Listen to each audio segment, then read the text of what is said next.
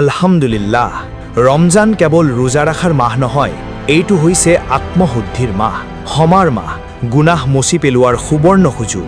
এই পবিত্ৰ মাহত এটা শব্দ আছে, সৰু কিন্তু অসীম শক্তিশালী। সেই শব্দটো হৈছে আস্তাগফিৰুল্লাহ, অৰ্থাৎ হে আল্লাহ, মোক ক্ষমা কৰক, আমি সকলোৱে ভুল কৰোঁ, জানি বা নজনাতে গুনাহ কৰি পেলাওঁ। কেতিয়াবা নামাজত অলহতা, কেতিয়াবা কষ্ট দিওঁ আনক, কেতিয়াবা অন্তৰত অহংকাৰ বা ঈৰ্ষা আহি পৰে। কিন্তু সুখবৰটো কি জানানে? আল্লাহ তেওঁ ক্ষমা ভাল পায় আৰু ৰমজানত তেওঁৰ ৰহমত বহুগুণে বৃদ্ধি পায়। মুহাম্মদ সাল্লাল্লাহু আলাইহি ওয়াসাল্লাম, যাৰ আগৰ আৰু পিছৰ সকলো গুনাহ মাফ কৰা হৈছিল, তেওঁ দিনে ৭০ বাৰৰো অধিক আস্তাগফাৰ পঢ়িছিল।